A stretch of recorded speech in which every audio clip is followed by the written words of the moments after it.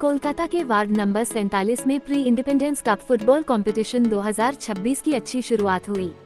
BJP नेता काली खटीक ने स्वर्गीय अमित राउत और स्वर्गीय आकाश ठाकुर की याद में 2 दिन के डे नाइट फुटबॉल कंपटीशन का उद्घाटन किया। नेताजी संघ के मैनेजमेंट में कुल 16 टीमों ने हिस्सा लिया।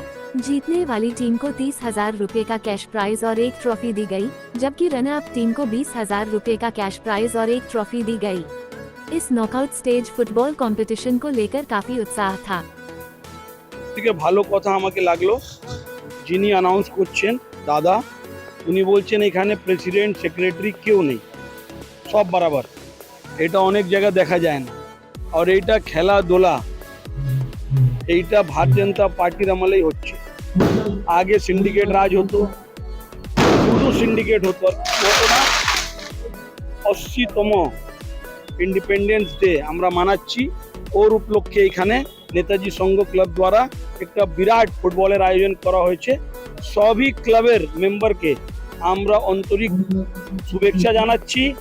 আমরা চাইবো এইরকমই এনারা সোশ্যাল ওয়ার্ক করুন, সোশ্যাল ওয়ার্ক করে মানুষের পাশে দাঁড়ান। আমাদের মুখ্যমন্ত্রী এটাই নির্দেশ, কোনো মাধ্যমে আপনি মানুষের কাজে আসুন, মানুষের কাজ করুন, এইটাই আমাদের অপেক্ষা।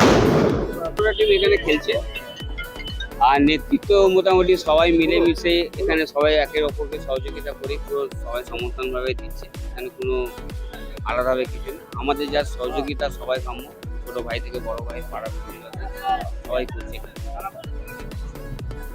6 বছর ধরে নেতাজির সঙ্গে অনেক প্রোগ্রাম, কালচারাল প্রোগ্রাম, আঁকা প্রতিযোগিতা করা হয়, রক্তদান শিবির আছে, তারপরে গণেশ পুজো হয়, দুর্গা পুজো আমাদের এখানে করা হয়, এই একটা খেলা একটা করানো হয়। মানে পুজোই তো মোটামুটি কালচারাল অনেক রকমের করা যায়, সব মানুষের সহযোগিতা, পল্লীবাসীর সহযোগিতা হিসেবে আমরা, তার জন্য এইভাবেই আমাদের করা।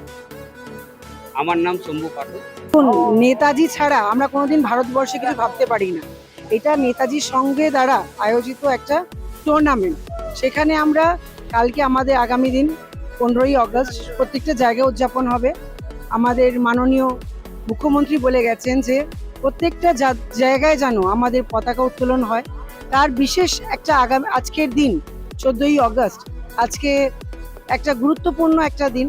সেই দিনের মধ্যে আজকে নেতাজি সংঘ এই খেলাটা আয়োজন করে তাদেরকে সকলকে আমি অসংখ্য ধন্যবাদ জানাতে চাইছি যে আজকে নেতাজির স্মরণে, যেখানে আগামী দিন আমাদের প্রজন্ম, আমাদের ছেলেগুলো এনার যে অবদান, নেতাজি যে আমাদের দেশের প্রতি যে অবদান, সেটা যেন মনে রাখে, সেটাই আমরা সবসময় ভাবতে চাই, আর সেটাই যেন আগামী দিনও আমরা দেখতে চাই। আমি ডক্টর চিত্রা পাল, উত্তর কলকাতার জেনারেল সেক্রেটারি। নেতাজি সংঘ এর আগেও চিত্রাদি বললো, এর আগে কালী ভাই বললো কি, যিনি বললেন কি এখানে কোনো পদাধিকারী, সবাই একরকম। আমি এটুকুই বলবো, আজকে এই পাড়া আমাদের নিজস্ব পাড়া, আর এখানে এসে আগে আসতাম তো মনে হচ্ছে কি আমরা অন্য জায়গায় আছি।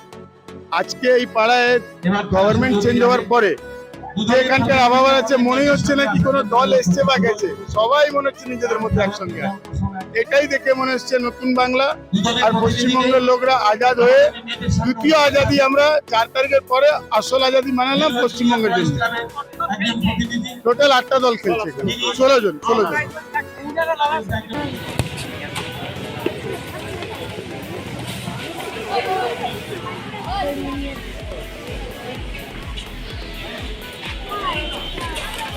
Gracias.